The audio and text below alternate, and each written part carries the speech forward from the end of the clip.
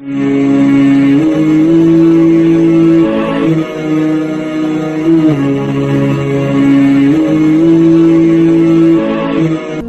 المبارک میں بھی ماحول یہ ہو کہ افطاری سے 1 گھنٹہ پہلے نظر پوری ٹک جائے گھڑی پہ، اور تھوڑا سا بھی صبر مشکل ہو. اور رمضان المبارک میں سحری کے وقت میں اگر دہی والی دکان پہ بھی جھگڑا ہی ہو رہا ہو، اور شام کو سامان خریدنے میں بھی اگر بحث ہی ہو رہی ہو، تکرار ہو، جھگڑا ہو، تو پھر سیکھا کیا؟ پھر وہ جو ہمیں تربیت دی جا رہی تھی کہ ہم نے صبر کرنا ہے، تو پھر ہم نے اس میں حاصل کیا کیا؟ حدیث پاک سنیں گے آپ کی طبیعت بڑی ٹھنڈی ہوگی. میرے نبی پاک صلی اللہ تعالی علیہ وسلم نے ارشاد فرماتے ہیں کہ جو بندہ سوال سے بچنا چاہے گا، ارادہ کرے گا اللہ میں نے کسی سے نہیں مانگنا، فرمایا جو سوال سے بچنا چاہے گا رب اسے سوال سے بچا لے گا. اور جو لوگوں سے بے نیاز ہونا چاہے گا، کہے گا یا اللہ مجھے دنیا داروں کا محتاج نہ بنا، اپنی بارگاہ سے عطا فرما. جو لوگوں سے بے نیاز ہونا چاہے گا اللہ لوگوں سے بے نیاز کر دے گا. اور فرمایا جو صبر کا ارادہ کرے گا اللہ اسے صبر کی توفیق بھی عطا فرما دے گا. ارادہ تو کرے، پروگرام تو بنائے، توفیق تو اللہ دے گا. جو صبر کا ارادہ کرے گا اللہ صبر کی توفیق بھی عطا کر دے گا. اور حضور صلی اللہ تعالی علیہ وسلم فرمانے لگے یاد رکھو کسی بندے کو جو بہترین تحفہ دیا گیا ہے نا، اگر کسی کو کوئی بہترین عطیہ ملا ہے تو پھر اللہ تعالیٰ نے اسے صبر عطا فرمایا ہے. یہ بہترین تحفہ ہے، اس سے زندگی سنور جاتی ہے، اس سے انسان باوقار اور مطمئن ہو جاتا ہے، اس سے اس کے شب و روز آسانی سے بیتتے ہیں، وہ دنیا کی پک ڈنڈیوں سے آسانی سے گزر کے اللہ کی بارگاہ عالی مرتبت میں سرخرو ہو کر حاضر ہو جاتا ہے. لیکن اگر بے حوصلہ ہو، صبر نہ ہو، پھر نقصان روز بروز بڑھتا ہے. اور پھر میرے رسول پاک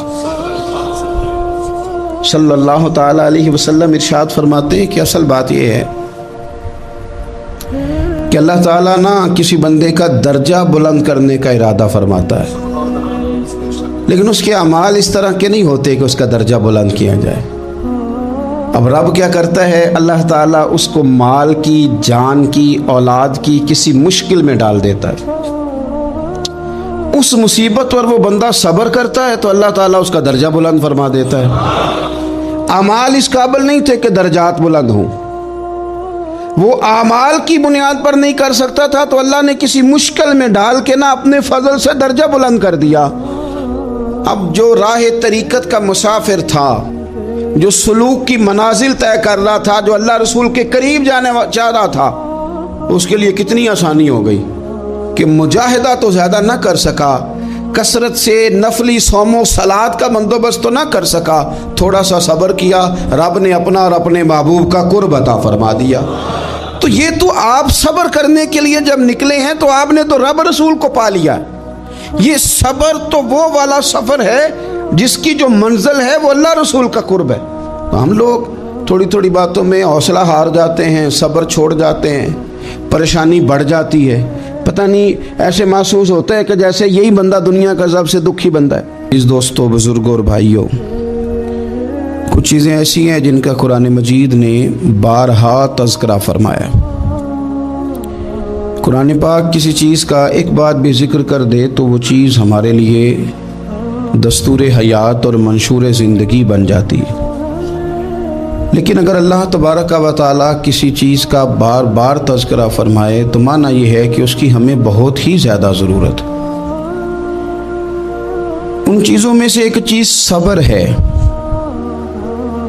قرآن پاک نے 100 سے زیادہ مرتبہ صبر کا تذکرہ فرمایا. اتنی بڑی بات کو سمجھیے گا کہ 100 سے زیادہ مرتبہ قرآن پاک نے تذکرہ کیا ہے صبر کا، اور مختلف انداز میں. کہیں فرمایا کہ وَبَشِّرِ الصَّابِرِينَ، اے محبوب صبر کرنے والوں کو خوشخبری سنا دیجیے. کہیں فرمایا اِنَّ اللَّهَ مَعَ الصَّابِرِينَ، بے شک اللہ صبر کرنے والوں کے ساتھ. تو مختلف انداز میں، مختلف طریقوں سے اللہ تعالیٰ نے صبر کا تذکرہ فرمایا. سوسائٹی کے اندر، معاشرے کے اندر اور مسلمانوں کے اخلاقی رویوں کے اندر اگر صبر کو داخل کر لیا جائے تو تو ہم محسوس کریں گے کہ ہماری زندگی نہ صرف یہ کہ آسان ہو گئی ہے بلکہ محبتوں والی ہو گئی ہے، چاہتوں والی ہو گئی ہے. ہمارے رشتے ایک دوسرے سے ٹوٹ نہیں رہے بلکہ بننا شروع ہو گئے. تھوڑا سا صبر بہت ساری چیزوں کو ٹوٹنے سے بچا لیتا ہے. قرآن مجید کی جو آیت کریمہ میں نے تلاوت کی یہ سورہ آل عمران کی آخری آیت ہے. اللہ تعالیٰ نے فرمایا یا ایھا الذین آمنوا اصبروا وصابروا، اے ایمان والو صبر کرو صابر بنو. اے ایمان والو صبر کرو اور صابر بنو. کیا مطلب؟ پہلے صبر کا مطلب یہ ہے کہ اگر تمہیں کوئی ذاتی تکلیف پہنچے تو اس پر صبر کرو. وصابروا اس کا معنی یہ ہے کہ اگر دشمن کے مقابلے میں کسی اور کی طرف سے کوئی تکلیف آئے تو اس پر بھی صبر کرو.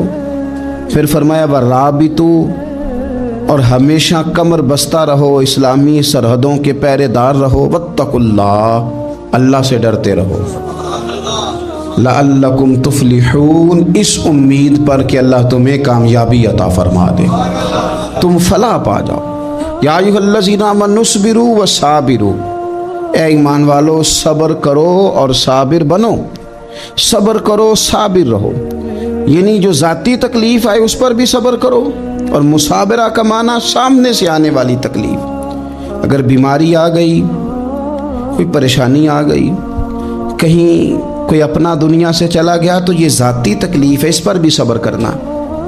اور اگر اپنوں نے بیگانوں نے کوئی تکلیف پہنچا دی، کوئی اذیت دے دی، وہ اذیت کئی صورتوں میں ہو سکتی ہے. تانا بھی ایک اذیت ہے، طنز بھی ایک اذیت ہے. کسی شخص کے بارے میں غلط کلمہ کہنا بھی ایک اذیت ہے. اور مقابلے میں کھڑے ہو جانا، لڑائی کرنا، یہ بھی ایک اذیت ہے. اس پر بھی صبر کرو. ورابطوا، اور اس طرح کرو کہ کمر بستہ رہو، جد و جہد کرتے رہو. واتقوا اللہ، اللہ سے ڈرو. لعلکم تفلحون، تاکہ تم کامیاب ہو جاؤ. صبر جب آپ کرتے ہیں نا اور صبر کا ارادہ کرتے ہیں تو اللہ تعالیٰ صبر کی توفیق بھی عطا فرماتا ہے. ہم نے یہ دیکھا ہے کہ ہمارے پاس نعمتوں کی کمی نہیں، ہمارے فریزر خوراک سے بھرے ہوئے ہیں. ہمارے دسترخوانوں پہ انواع و اقسام کی چیزیں چنی ہوئی ہیں. ہماری الماریوں میں کئی ہمارے لباس تیار شدہ لٹکے ہوئے ہیں. ہماری جیبوں میں ہماری ضرورت کا سرمایہ اللہ نے ہمیں دے دیا ہے. لیکن اس کے باوجود جو لوگ ایک دوسرے سے پیار نہیں کر پا رہے، جو ایک دوسرے کے قریب نہیں جا پا رہے، تو اس کی وجہ یہ ہے کہ صبر نہیں رہا، حوصلہ نہیں رہا. کسی چیز کو برداشت کرنا ہمارے مزاج کا حصہ ہی نہیں رہا. اور پھر چونکہ امت مسلمہ نے انقلاب برپا کرنا تھا، دنیا کو پیغام حق دینا تھا، اگر ان کے اندر حوصلہ ہی نہیں ہوگا، اگر انہیں صبر ہی نہیں کرنا آئے گا، استقامت ہی نہیں ہوگی، کہیں رکنا ہی نہیں آئے گا، تو یہ میدانوں کو سر کیسے کریں گے؟ کامیابیاں کیسے ان کا مقدر بنے گی؟ تو ایک تو یہ کہ ذاتی حیثیت سے صبر کریں، ایک یہ کہ پھر دشمن کا جب مقابلہ ہو، آمنوا اصبروا وصابروا، آپ کا جب مقابلہ سامنے کسی کے ساتھ ہو تو پھر تیر، تلواریں، اسلحہ، بندوقیں یہ نہیں زیادہ لڑتی. میدانوں میں حوصلے لڑتے ہیں، میدانوں میں صبر لڑتا ہے، میدانوں کے اندر توانائیاں لڑتی ہیں. میدان کربلا کے اندر کوئی مقابلہ نہیں تھا تیر کا تیر کے ساتھ، تلوار کا تلوار کے ساتھ کوئی مقابلہ نہیں تھا. میدان کربلا کے اندر ظلم کا صبر سے مقابلہ تھا. فتح کے ڈنکے یزید نے بجائے تھے، جشن ابن زیاد نے منایا تھا، لیکن قیامت تک اللہ نے جو فتح عطا فرمائی ہے تو وہ حسین ابن علی کے صبر کو عطا فرمائی، وہ سیدنا امام علی مقام کے صبر کو ملی. عزیز بھائی، صبر ہی ہمیشہ فاتح ہوتا ہے، صبر ہی جیتا کرتا ہے، صبر ہی کامیابیاں دیتا ہے. نتیجے صبر کے نکلتے ہیں، صبر کے، حوصلے کے نتیجے ہوتے ہیں. ہماری جلد بازی ہمیں شکست خوردہ کر دے گی، ہمارا حوصلہ نہ ہونا ہمیں ہرا دے گا. ہم کمزور پڑ جائیں گے اگر ہم بے حوصلہ ہو جائیں گے. سنو، میرے نبی پاک علیہ السلام نے تربیت کی. حضور اپنی امت کو درس دیتے ہیں. حضور فرماتے ہیں پہلے تو कोशिश ही ना करो कि तुम्हारी दुश्मन से लड़ाई हो, इस चक्कर में ही ना पड़ो कि लड़ाई हो। मुसलमान अमन वाले हैं, ये पुरअमन लोग हैं, ये अमन पसंद हैं, ये दाइये अमन हैं, ये मुआशरे में मोमिन होना अमन की अलामत है। फरमाया पहले तो ये प्रोग्राम ही ना बनाओ कि तुम्हारी लड़ाई हो, और फरमाया फिर अगर हो जाए ना तो फिर सब्र के साथ मुकाबला करो, फिर डट के मुकाबला करो, और फिर याद रखो कि ये जो जन्नत है ये तलवारों के साए में है।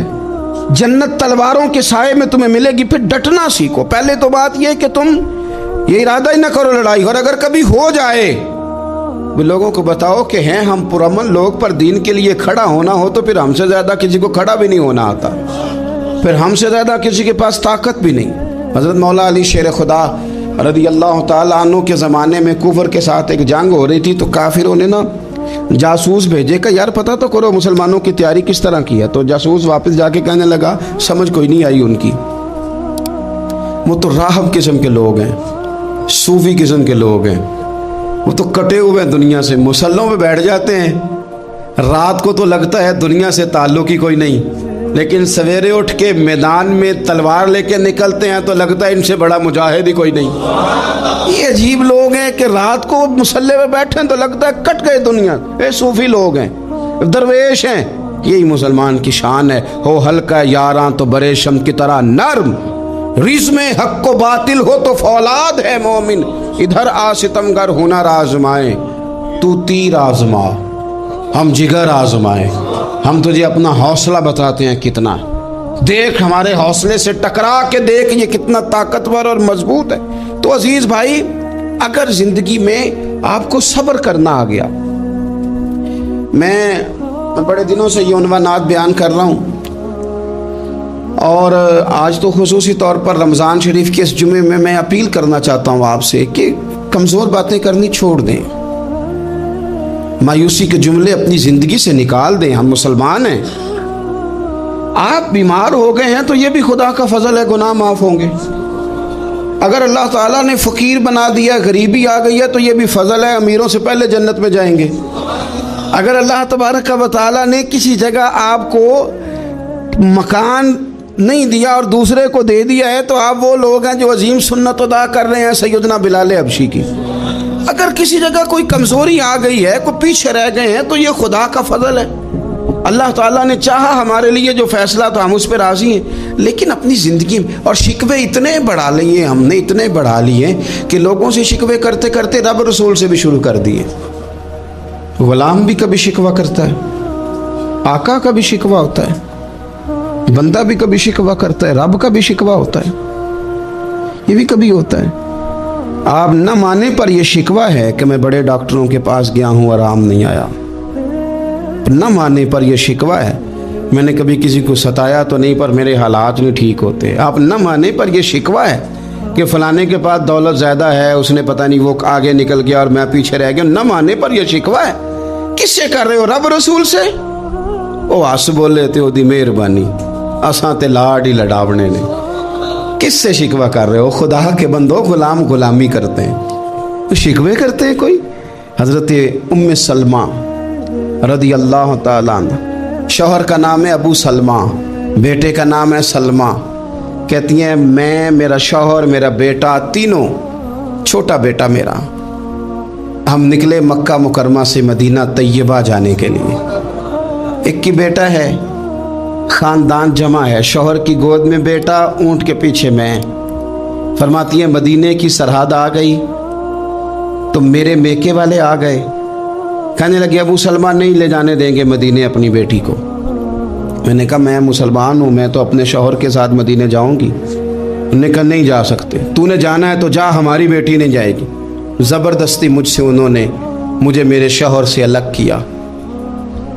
कहती हैं फिर मेरे शौहर के कबीले वाले आ गए, वो कहने लगे अगर तुम अपनी बेटी को नहीं ना जाने देते तो ये जो हमारा पोता है ये हमारी नस्ल है, तुम्हारा नहीं, इसे हम नहीं जाने देंगे।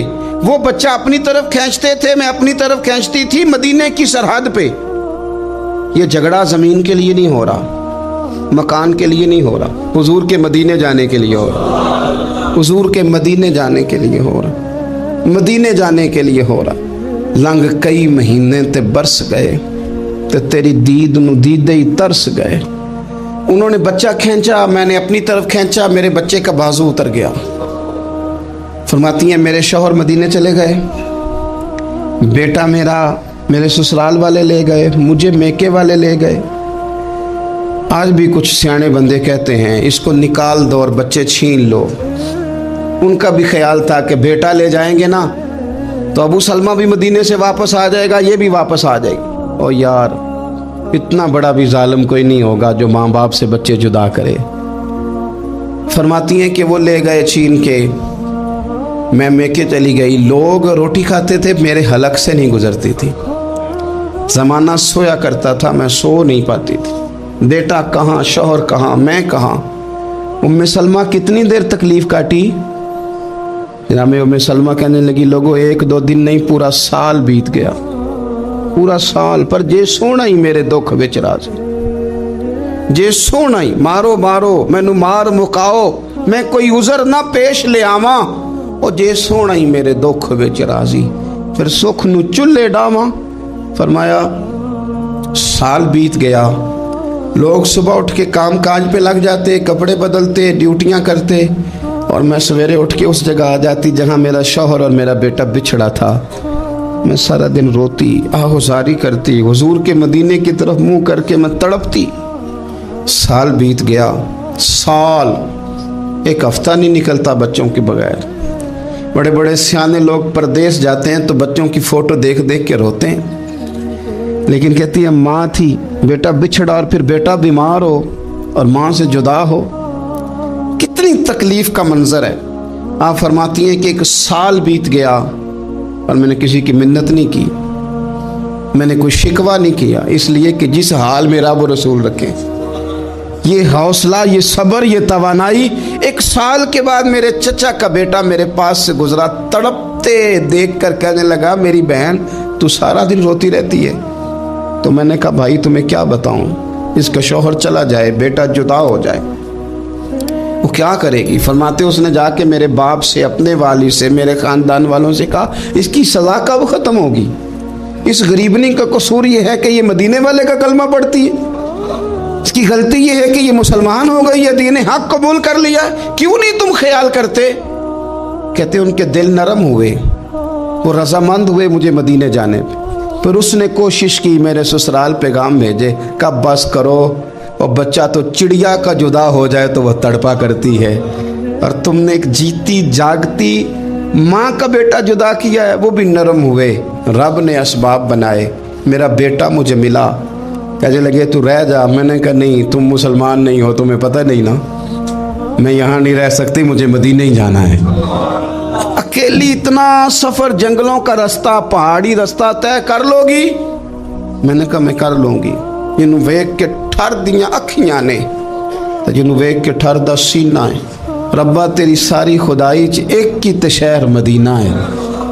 कहती मैं ऊँट पे बैठी, बेटा मैंने गोद में बिठा लिया, मैं सफ़र करने लगी, पर दिल में खटका था कि इतना लंबा सफ़र, बेटा छोटा है, कैसे करूँगी। कहते मुझे उस्मान बिन तला मिल गए, कहने लगे कहाँ जा रही हो बहन। मैंने कहा मदीने। कहने अकेले जाओगी। मैंने कहा जाना तो है ना, कोई साथ चले न चले पर शहर रसूल तो जाना है ना। आप फरमाती हैं मैंने उस्मान बिन तलहा से नेक बंदा कोई नहीं देखा, मेरे ऊँट की लगाम थाम ली। जब मुझे ऊँट पे बिठाते थे ना, ऊँट बिठा के चले जाते थे, मैं बैठ जाती थी तो आके लगाम थामते थे। जब कहीं मुझे उतारते थे तो ऊँट बिठा के चले जाते थे, मैं उतर जाती थी तो ऊँट को बांधते थे। सोना होता था तो ऊँट बिठा देते, मैं उतर जाती, वो दूर जाके लेट जाते। फरमाती थी फिर मेरे लिए मेरे रब ने असबाब पैदा किए और मैं मदीना पहुंची। मैं शौहर से मिली और लोगों मेरे नसीब देखो, मैं रहने कहाँ लगी, हुजूर के मदीने में, शहर रसूल में, शहर रह पाए नजर होश में आ, ये कुवे नबी है। मैं हुजूर के हरम की ज़मीन और कदम रख के चलना, अरे सर का मौका है ओ जाने वाले, मदीने के खित्ते खुदा तुझको रखे, गरीबों फ़कीरों के ठहराने वाले। कहती है मैं वहाँ बसने लगी। आप फरमाती है मुसलमानों, शायद मुझसे ज़्यादा तकलीफ़ किसी ने न सही हो, पर देखो 1 साल पूरा मैं तकलीफ़ में रही। اور جب میرا صبر سال کو پہنچا، صبر کی عمر 1 سال ہوئی، تو پھر رب نے بندوبست کیا، پھر میرے گھر والے بھی نرم ہو گئے، سسرال والے بھی نرم ہو گئے، رب نے میرے آنے جانے کے لیے ایک بندے کا بندوبست بھی فرما دیا، پھر میرا شوہر تک بھی میں پہنچ گئی، مجھے مدینہ الرسول بھی نصیب ہوا۔ 1 سال میں نے صبر کیا تھا، رب نے مجھے مستقل مدینے کا ٹھکانہ عطا فرما دیا۔ لیکن جو بندہ صبر ہی نہ کر پائے، جو صبر ہی نہ، جو کہ جی بڑی دور سے آیا ہوں، بڑی دیر ہو گئی، بڑا ٹائم ہو گیا، کب جا کے مسئلہ حل ہوگا، وہ جو آپ نے بتایا تھا وہ تعویذ کب اثر کرے گا، وہ دعا کب قبول ہوگی، وہ فلانا معاملہ کب، بھئی یہ ڈیٹ تو آپ کو رب رسول ہی دے سکتے ہیں، بندہ تو کوئی اطلاع ہی دے گا، پیغام ہی دے گا، دعا ہی کرے گا۔ اگر زندگی میں حوصلہ ہی نہیں ہوگا، اگر آپ کو یہ قرار ہی نہیں آئے گا، ٹھہرنا ہی نہیں آئے گا کسی میدان میں، دیکھیں کچھ ایسی اذیتیں ہوتی ہیں جو اذیت ناک ہوتی ہیں، لیکن اگر غلامی میں آ جائے نا آپ تو وہ اذیت ناک نہیں ہوتی، اس چبن میں مزہ آنے لگتا ہے۔ کئی درد بھی مزیدار ہوتے ہیں، کئی درد بھی، کبھی زخم ٹھیک ہونے پہ آ جائے نا تو اسے چھیڑو تو مزہ آتا ہے، اس لیے کہ کچھ درد بھی مزیدار ہوتے ہیں۔ آتش سے کسی نے کہا تو روتا بڑا ہے، اس نے کہا محبوب کی یاد میں تڑپتا ہوں، ابھی تو ایک دل ہے، میرے تو خواہش تھی کبھی 2 ہوتے نا تو صحیح کر کے تڑپتا، رب نے دل ایک بنایا، کہتا وہ مزہ دیا ہے تڑپ نے کہ میری آرزو ہے یا رب میرے دونوں پہلوؤں میں دلے بے قرار ہوتا۔ درد میں بھی مزہ ہے، پر شرط یہ ہے کہ لوگ درد میں بھی جینا سیکھیں۔ ہم نہ آرام میں جینا چاہتے ہیں، پنکھے کے نیچے جینا چاہتے ہیں، کاش کہ ہمیں صحرا میں بھی نیند کا مزہ لینے کا طریقہ آئے، پھر زندگی کے سارے راستے آسان ہیں، پھر اقرا بھی مشکل نہیں۔ لیکن چونکہ حوصلہ نہیں، صبر نہیں، وہ والا قرار نہیں جو ایک مسلمان سے رب رسول کا مطالبہ ہے۔ حدیبیہ کے موقع پہ نا نبی پاک صلی اللہ علیہ وسلم نے جو شرطیں کافروں کے ساتھ طے کی تھی نا، حضور نے نور بصیرت سے کی تھی نا، تو انہی شرطوں نے پھر فتح کے باب کھول دیے۔ ان فتحنا لک فتحا مبینا۔ ایک شرط یہ تھی کہ اگر کوئی مسلمان مدینے سے مکے آئے گا تو مکے والے واپس نہیں کریں گے، رکھ لیں گے۔ پھر غور کریں، کوئی مسلمان اگر مدینے سے مکے آئے گا تو مکے والے واپس نہیں کریں گے، اور اگر کوئی بندہ مسلمان اپنے آقا کی مرضی کے بغیر مسلمان ہو جائے اور وہاں سے وہ مدینے آئے گا تو حضور پناہ نہیں دیں گے۔ تو میرے بھائی، محبوب کی طرف سے آنے والا نہ صرف سوکھ ہی نہیں قبول کرنا چاہیے، دکھ بھی قبول کرنا چاہیے، دکھ بھی قبول کرنا چاہیے۔ ہمارا یہ مسئلہ ہے کہ ہم نہ میٹھی میٹھی کے قائل ہیں، کڑوی کڑوی کے قائل نہیں۔ اگر وہ کبھی دکھ دینا تو محبوب کا دکھ بھی سکھ سمجھ کے قبول کرو۔ ہاں ہاں، اس کی طرف سے کانٹا ہے کبھی تو اسے پھول سمجھ کے قبول کرو، وہ چبھے گا نہیں، انشاءاللہ مزہ ہی دے گا، وہ قبول تو کرو نا۔ تو اب حضرت ابو بصیر رضی اللہ تعالیٰ عنہ ایک صحابی تھے، ایک تو حضرت ابو جندل رضی اللہ تعالیٰ عنہ تھے نا، تو وہ تو حدیبیہ میں آ گئے، حضور مجھے لے جائیں، تو نبی پاک نے فرمایا میں نے وعدہ کر لیا ہے، ان کو بھی حضور نے واپس بھیج دیا۔ اور یہ بیچارے نا اپنے آقا کی جیل توڑ کے مکے سے بھاگ کے مدینے آئے، یا رسول اللہ مجھے قبول کر لے، میں بھاگ آیا ہوں، وہ بڑا ظلم کرتے ہیں، مارتے ہیں، تکلیف دیتے ہیں۔ وہ آئے تو ادھر سے نا اس کے مالک نے 1-2 بندے بھی بھیج دیے رکا دے کے کہ یا رسول اللہ آپ کا تو وعدہ تھا کہ آپ بندہ رکھیں گے نہیں۔ یہ آئے اور رکا بھی آ گیا۔ اب ذرا منظر کو سمجھیں، ہمارا تو یہ مسئلہ ہے کہ کہتے ہیں کہ میری 99 باتیں مانی ہیں، ایک نہیں مانی، لہذا میرا تعلق ہی کوئی نہیں۔ لیکن یہاں کیا کیفیت ہے؟ بندہ رو رہا ہے، تڑپ رہا ہے، حضور میں مار سے بچتا ہوا آیا ہوں، جیل توڑ کے آیا ہوں، مجھے قبول کر لیں۔ ادھر رکا آ گیا کہ آپ کا وعدہ تھا رکھیں گے نہیں۔ اب یہ کتنا مشکل مسئلہ ہے، لیکن رسول پاک علیہ الصلاۃ والسلام نے فرمایا ابو بصیر میں نے وعدہ کیا یار تجھے واپس جانا پڑے گا۔ ہوئے ہوئے ہوئے، لوگ تو کہتے ہیں نا کہ وہ پیر صاحب نے کہا تھا تو میرا کام نہیں ہوا، لہذا میری بیعت ہی گئی، چھٹی ہو گئی، ماحول ہی بڑا عجیب ہے۔ حضور نے فرمایا واپس جا، لیکن جے کر یار دے نام دا ملے مینا، پھر انہوں چولی پا لئیے مینے نو پنجے سٹیے نا۔ جے کر یار دے نام دا، سامنے والے نے تانا سمجھ کے دیا تھا پر یار کے نام کا تھا نا، اس نے کہا لا صحیح سونے کے نام کا ہے نا، ताना हुआ तो क्या हुआ, जेकर यार दे नाम दा मिले मेणा उन्हों झोली पा लईए पुंजे सुटिए ना, ते जेकर यार दे नाम दी मिले सूली फिर झूठा झूठ लईए ते पिछा हटिए ना, झूठा झूठ लईए। अब लिखने वाले का भी अपना अंदाज है ना, कहता है ये भी मेरे लिए झूला ही है, ये भी आराम की जगह ही है, झूठा झूठ लईए ते पिछा हटिए ना। हज़रत अबू बसीर रज़ी अल्लाह तआला अन्हु से हुज़ूर ने फरमाया वापस जाना है। कहा सोने ठीक है, कोई शिकवा नहीं, कोई गिला नहीं, ये भी मेरे महबूब का हुक्म ही है। और क्या बात है, मेरे नबी वादों के पक्के हैं, क्या बात है, हुजूर ने जो कहा करके दिखाया। कहते हैं मैं वापस जा रहा था, एक दो बंदे साथ थे, जब मदीने की हद गुजर गई ना, हुजूर ने तो कहा था ना मदीने में पनाह नहीं देनी, तो मैंने उससे कहा यार तलवार बड़ी सोहनी है, जरा दिखाना। उसने दिखाई तो एक की मैंने गर्दन काट दी, दूसरा वैसे ही भाग गया। तो भाग के हुजूर के पास आया जी, उसने तो मार दिया। तो सरकार फरमाने लगे मैंने तो वादा पूरा किया था ना, तुमसे नहीं संभाला गया तो मामला तुम्हारा है। अब हज़रत अबू बसीर रज़ी अल्लाह तआला अन्हु वापस आए, अर्ज़ की हुजूर अब मेरे लिए क्या हुक्म है। हुजूर ने फरमाया मियाँ हुक्म वही है, मदीने में हम नहीं रख सकते तुम। मदीने में सहाबा थे ना, हुजूर की बातों से खुशबू लेते थे, मदीने में नहीं रख सकते। हज़रत अबू बसीर कहते हैं मैं मदीने की सरहद से निकल गया, उस जगह चला गया जो ना मक्के की रियासत में था ना मदीने की। एक मकाम में ईस था जहाँ मीठे पानी के कुएं थे, वहाँ रहने लगा। हज़रत अबू जंदल को पता चला कि एक नया ठिकाना बन गया, वो भी जेल तोड़ के आ गए। 70 बंदे आ गए, वहाँ से काफिले गुजरते थे काफिरों के, ये भी मुसलमानों को तंग करते थे। अगर मक्के से कोई काफिला गुजरता था तो हमने भी इनको पकड़ा, काफिर का माल माले गनीमत असबाब बन गया। और वो जब काफिला लेके आते थे तो डरे होते थे, और इनको तो सताया था ना, कहते हमें सताया बड़ा था, हम तो इनकलाबी बन गए थे, हम तो रख लेते ना, बड़ी मिन्नत करते, बड़ी जान मुश्किल से छुड़ाते। 70 बंदे हो गए, फिर 300 हो गए। तब वो बशीर कहते हैं दुनिया मदीने जाती थी लेकिन हम तड़पते थे, हम तड़पते थे। रुत लंघ गई है फिर बाहर आंदी ते अज चिट्ठियां मदीने आईयां नहीं। हम तड़पते थे कि यार कोई मौका मिले, रोज रात को रोते तड़पते।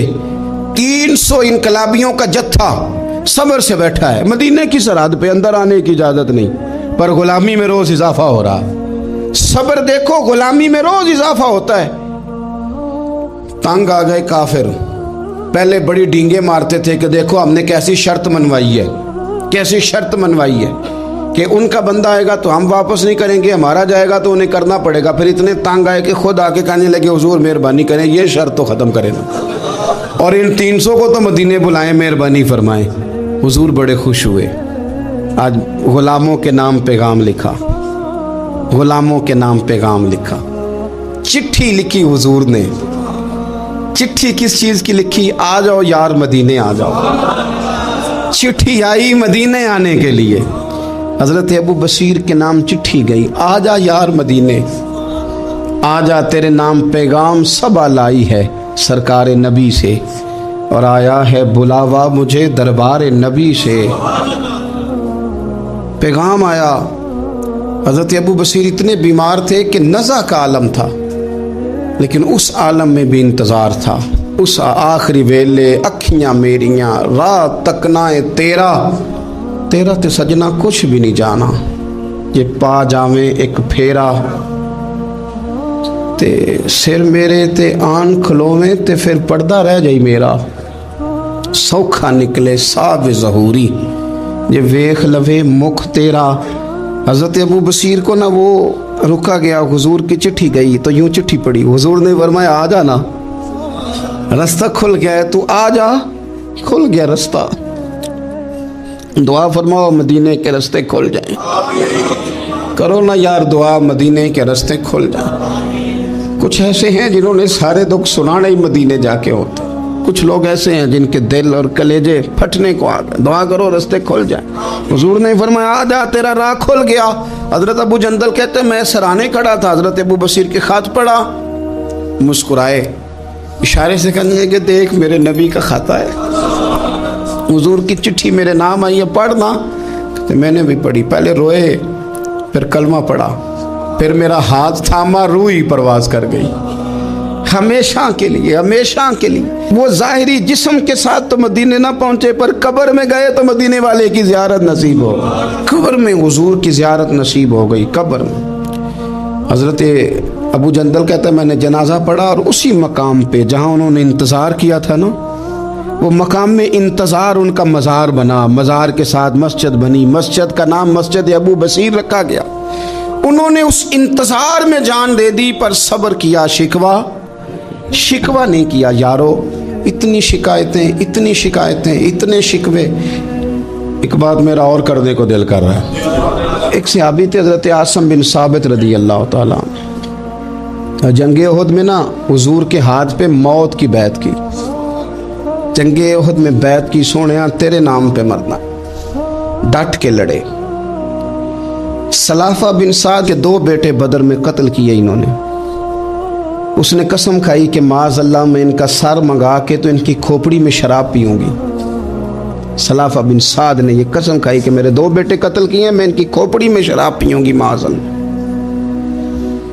ایک قبیلہ غزیل تھا، انہوں نے احد کے بعد حضور سے کہا کچھ قاری ہمیں دے دیں، ہم نے قرآن سیکھنا ہے۔ تو نبی پاک نے کچھ بندے بھیجے، تو عاصم بن ثابت کو بھی بھیجا، لیکن انہوں نے دھوکہ کیا، وہاں جا کے ان کو گرفتار کر لیا۔ جب گرفتار کر کے مکے والوں کے ہاتھ بیچنے لگے تو حضرت عاصم بن ثابت نے تلوار نکال لی، فرمانے لگے میں کافر کا قیدی ہو کے جینے سے بہتر ہے شہادت کی موت مر جاؤں۔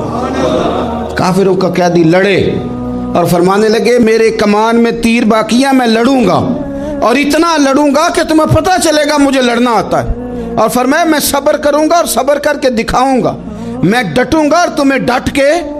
اکیلا بندہ میدان میں ڈٹ گیا، اکیلا۔